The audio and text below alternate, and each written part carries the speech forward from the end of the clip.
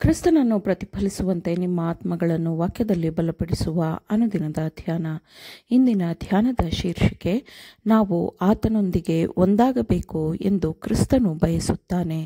ಈ ದಿನದ ದೇವರ ವಾಕ್ಯ, ಕ್ರಿಸ್ತ ಯೇಸುವಿನಲ್ಲಿದ್ದಂತಹ ಮನಸ್ಸು ನಿಮ್ಮಲ್ಲಿಯೂ ಇರಲಿ. ಫಿಲಿಪ್ಪಿಯವರಿಗೆ 2ನೇ ಅಧ್ಯಾಯ 5ನೇ ವಚನ.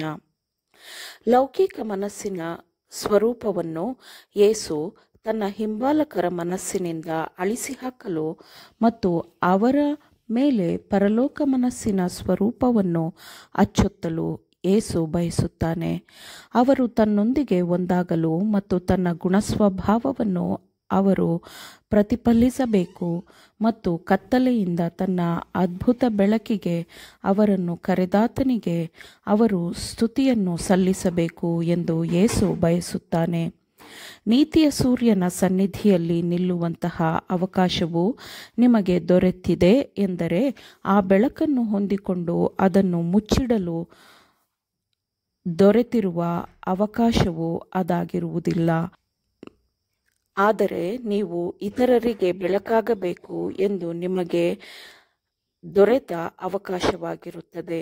ಕ್ರಿಸ್ತನ ನೀತಿವಂತಿಕೆಯ ಅಮೂಲ್ಯವಾದ ಬೆಳಕನ್ನು ಹೊಂದಿಕೊಂಡಿರುವ ಜನರು ಇದ್ದಾರೆ, ಆದರೆ ಅದಕ್ಕಾಗಿ ಅವರು ಕೆಲಸವನ್ನು ಮಾಡುವುದಿಲ್ಲ.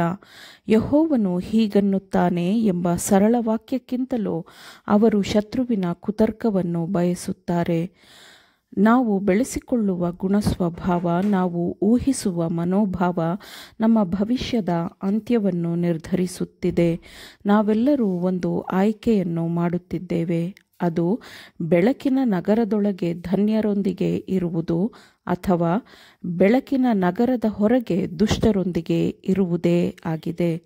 ನಮ್ಮ ಕ್ರಿಯೆಗಳನ್ನು ನಿಯಂತ್ರಿಸುವ ತತ್ವಗಳು ಪರಲೋಕಕ್ಕೆ ತಿಳಿದವುಗಳಾಗಿವೆ ಮತ್ತು ನಮ್ಮ ಕಾರ್ಯಗಳು ದಾಖಲೆಯ ಪುಸ್ತಕಗಳಲ್ಲಿ ಸ್ಪಷ್ಟವಾಗಿ ದಾಖಲಿಸಲ್ಪಟ್ಟಿರುತ್ತದೆ. ನಮ್ಮ ಗುಣಸ್ವಭಾವಗಳು ಕ್ರಿಸ್ತನ ಮಾದರಿಯಂತೆ ಇದೆಯೋ ಎಂಬುದು ಪರಲೋಕಕ್ಕೆ ತಿಳಿದಿದೆ. ನಾವು ಬುದ್ಧಿವಂತ ಕನ್ಯೆಯರಾಗಿದ್ದೇವೋ? ಈ ಪ್ರಶ್ನೆಗೆ ಉತ್ತರವನ್ನು ನಾವು ಇಂದು ನಮ್ಮ ಗುಣಸ್ವಭಾವ ಮತ್ತು ಮನೋಭಾವದಿಂದ ನಿರ್ಧರಿಸುತ್ತಿದ್ದೇವೆ. ಕ್ರಿಸ್ತನು ಕ್ಷಮಿಸುವಂತೆ ಕ್ಷಮಿಸಲ್ಪಡುವುದು, ಅದು ಕ್ಷಮೆ ಮಾತ್ರವಲ್ಲ, ನಮ್ಮ ಮನಸ್ಸಿನ ಆತ್ಮದಲ್ಲಿ ನವೀಕರಿಸಲ್ಪಡುವುದು ಆಗಿರುತ್ತದೆ. ನಾನು ನಿಮಗೆ ಹೊಸ ಮನಸ್ಸನ್ನು ಕೊಟ್ಟು ನಿಮ್ಮಲ್ಲಿ ನೂತನ ಸ್ವಭಾವವನ್ನು ಹುಟ್ಟಿಸುವೆನು ಎಂದು ಕರ್ತನು ಹೇಳುತ್ತಾನೆ. ಕ್ರಿಸ್ತನ ಸ್ವರೂಪವು ಮನಸ್ಸು, ಹೃದಯ ಮತ್ತು ಆತ್ಮದ ಮೇಲೆ ಅಚ್ಚಾಗಬೇಕಿದೆ. ನಮಗಾಗಿ ಕ್ರಿಸ್ತನ ಮನಸ್ಸು ದೊರೆಯಿತು ಎಂದು ಅಪೊಸ್ತಲನು ಹೇಳಿದ್ದಾನೆ. ದೈವಿಕ ಶಕ್ತಿಯ ಮೂಲಕ ಮಾತ್ರ ಬರಬಹುದಾದ ಮಾನಸಾಂತರದ ಪ್ರಕ್ರಿಯೆ ಇಲ್ಲದಿದ್ದರೆ ಪಾಪದ ಮೂಲ ಪ್ರವೃತ್ತಿಗಳು ಹೃದಯದಲ್ಲಿ ಸಂಪೂರ್ಣ ಬಲದಲ್ಲಿ ಉಳಿದು ಬಿಡುತ್ತದೆ. ಇದು ಹೊಸ ಸರಪಳಿಗಳನ್ನು ರೂಪಿಸಿ ಮಾನವ ಶಕ್ತಿಯು ಎಂದಿಗೂ ಮುರಿಯಲಾರದ ಗುಲಾಮಗಿರಿಯನ್ನು ರೂಪಿಸಿಬಿಡುತ್ತದೆ. ಕ್ರಿಸ್ತನು ಬರುವಾಗ ಪರಲೋಕದ ತಕ್ಕಡಿಗಳು ಗುಣಸ್ವಭಾವಗಳನ್ನು ತೂಗುತ್ತವೆ ಮತ್ತು ಅವು ಶುದ್ಧವಾಗಿವೆಯೋ, ಪವಿತ್ರಗೊಂಡಿವೆಯೋ, ನಿರ್ಮಲವಾಗಿದೆಯೋ ಎಂಬುದನ್ನು ಅದು ನಿರ್ಧರಿಸುತ್ತದೆ. ನಿಜವಾದ ಸಂತೋಷವು ಪರಿಶುದ್ಧತೆಯ ಪರಿಣಾಮವಾಗಿರುತ್ತದೆ ಮತ್ತು ದೇವರ ಚಿತ್ತಕ್ಕೆ ಅನುಗುಣವಾಗಿರುತ್ತದೆ. ಪರಲೋಕದಲ್ಲಿ ದೇವಭಕ್ತನಾಗಲು ಒಬ್ಬನು ಬಯಸಿದರೆ ಅವನು ಮೊದಲು ಭೂಮಿಯ ಮೇಲೆ ದೇವಭಕ್ತನಾಗಿರಬೇಕು.